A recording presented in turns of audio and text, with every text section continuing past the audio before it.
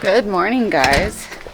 We are headed out to the garden because I have a new experiment that I'm going to be conducting, and I put something together that I want to show you guys. If you watch my channel or can see behind me, my garden is completely made out of raised beds that were constructed out of wood. There are no metal garden beds. Sometimes I'll use plastic planters, but for the most part, the aesthetic of my garden is wood, rustic, and although it is a pricey way to go to buy this much wood, and I have to build the beds and then, you know, all that stuff, it can be just as pricey to get another type of build your own bed, especially if you want one that's non-toxic like wood and you want it to last. Now, I have flirted with the idea of putting metal raised beds in my garden before, but it's just, of the two aesthetics, wood is my preferred one. And although the metal beds are cool looking and about comparable in price to building one of these wooden beds, I just never really knew how I was going to do in my hot desert garden. And once I started building my garden beds with wood, I couldn't stop because I like uniformity. I like things to look, you know, kind of organized and even, and I couldn't just have like half my garden metal beds, or I guess you could if you did it in a certain pattern or way. But regardless, I've never bought metal beds because these ones are easy and great to make and it's uniform in my garden. But I got an email from a company called Vegega and they were like, hey, we want to send you one of our raised beds to try out and make a video of. And I was like, for free?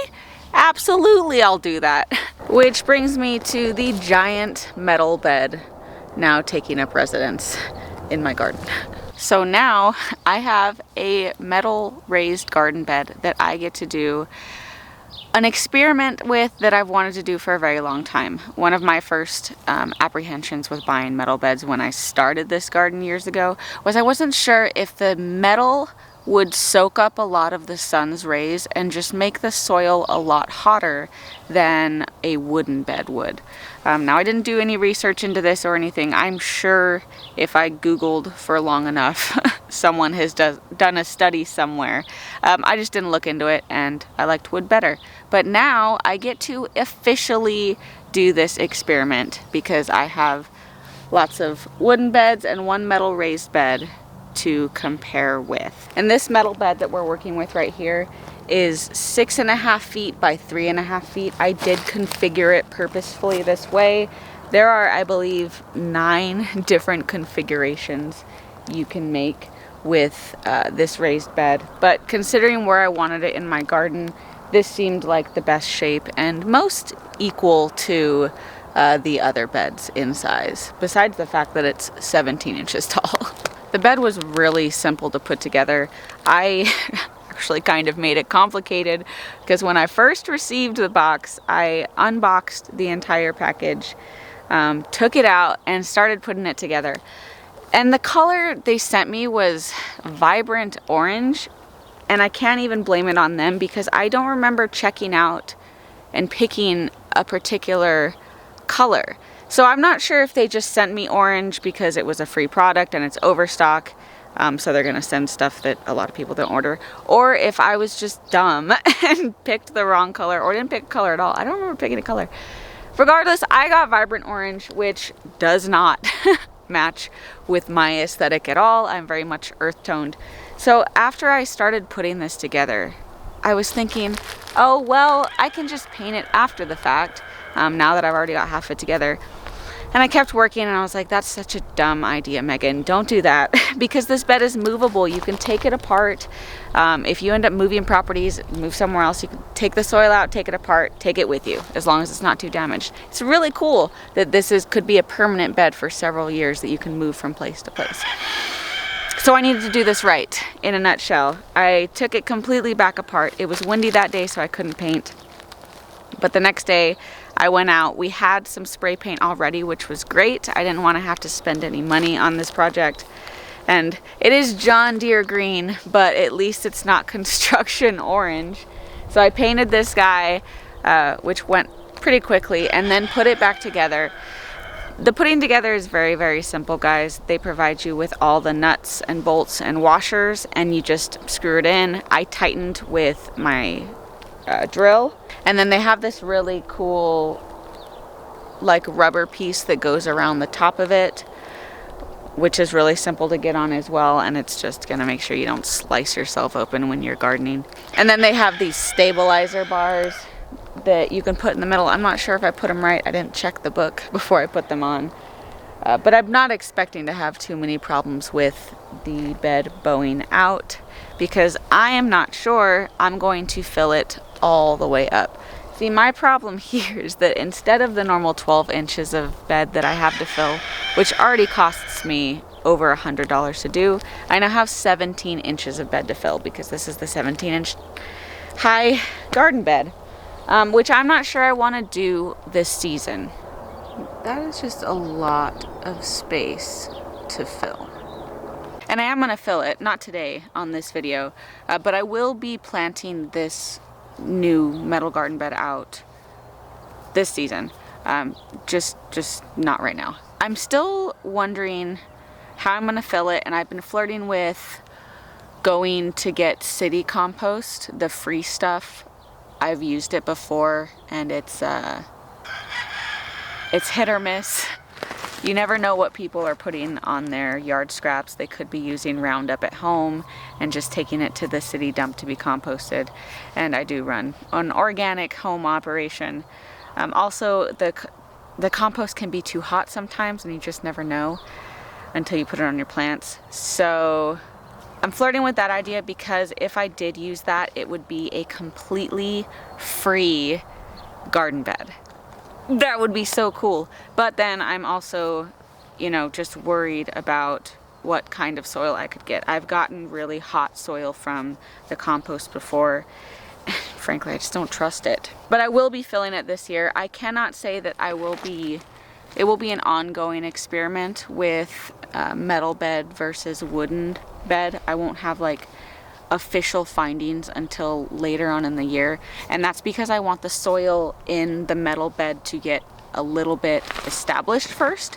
That way, if it's like actively composting and I get a really high soil temp, it's not going to be a valid experiment. I need both a wooden bed and a metal raised bed to have the same, roughly the same soil, established soil.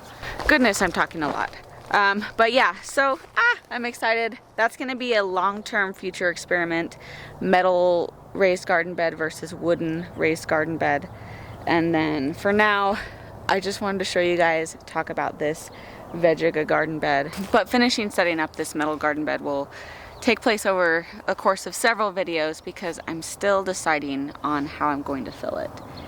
And you know what? I might end up doing city compost just to show you guys what it looks like and how it behaves, and see if there's anything wrong with it. That would be a good experiment. I do have a lot of local viewers that have asked me about the local city compost before, so that's something I might do. Good news, guys. My catnip is doing well in this second bed, and I'm starting to get bean sprouts, which is both a blessing and a curse at this point, because the weather is taking a turn for the worst. And it's supposed to be, the low for the city is supposed to be 31 or 30 on Saturday, which naturally means it's going to be like 25 degrees here at the house. And I've put out a couple of frost sensitive plants, just a couple little ones, but like all the beans that I planted, some of them are coming up, so I'm gonna have to find a way to cover all of the bean sprouts that I've planted.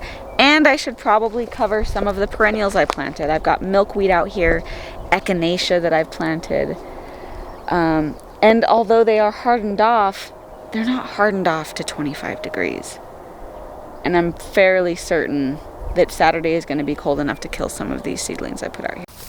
I've got this little milkweed. Looky here.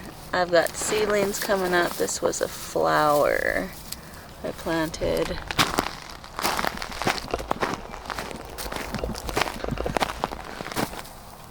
More milkweed. And just seeds I planted over the course of several weeks. This is nasturtium, which has been partially eaten by roly-polies, no doubt. But this guy won't survive a freeze. And take a look at these guys. These are sunflowers. Frankly, I don't know how they've survived this long. Look at all these guys. These are all sunflowers.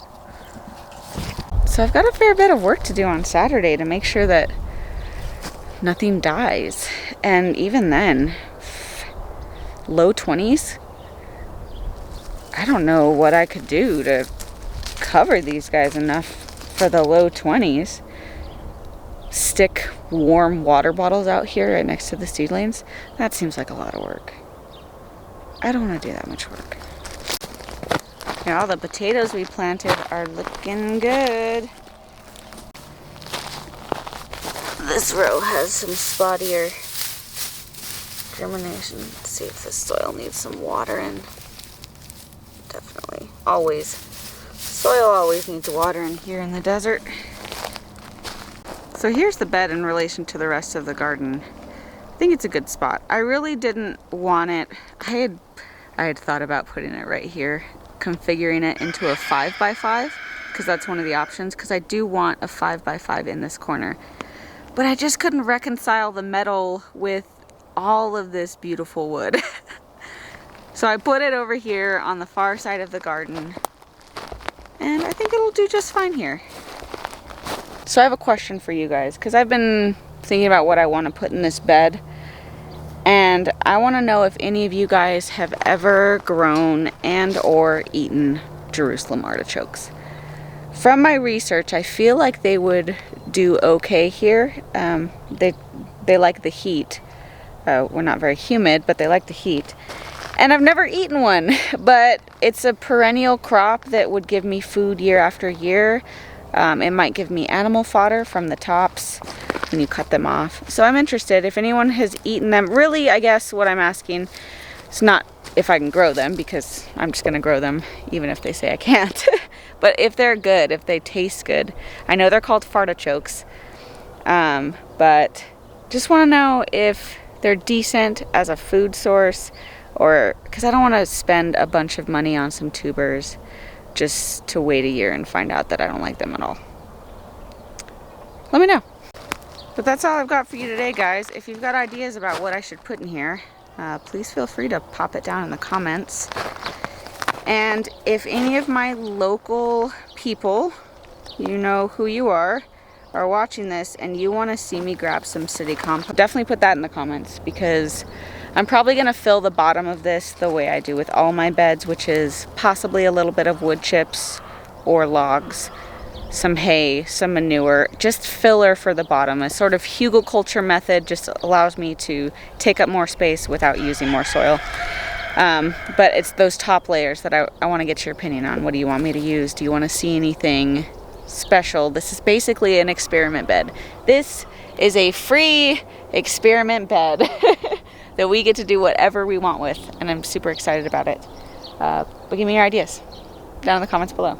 Well, thank you guys. I'm super excited to see where this bed takes me in my garden experiment journeys. If you're interested in checking this thing out, the link to the website will be in the description box below. They don't have just this configuration. There are tons of ways to configure these beds. You can buy a set, kind of like this one is, and this was 9 different configurations, or you can just buy the individual panels, and then you can just build your own thing. I don't know, whatever you want to do. It's pretty cool, pretty neat. Definitely check out the website at least, even if you don't want to buy anything. If you do want to buy something, I have a discount code, and I think it's FIRE10. I could be wrong. I'm going to link it right here. This will be the correct code. But if you guys want to buy something, anything from the site, you can use my code and get 10% off. That's really cool.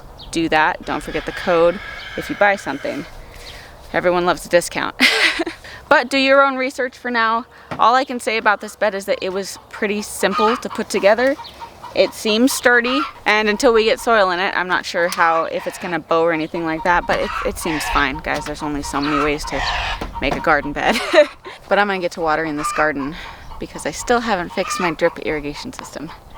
And I will catch you guys on the next one.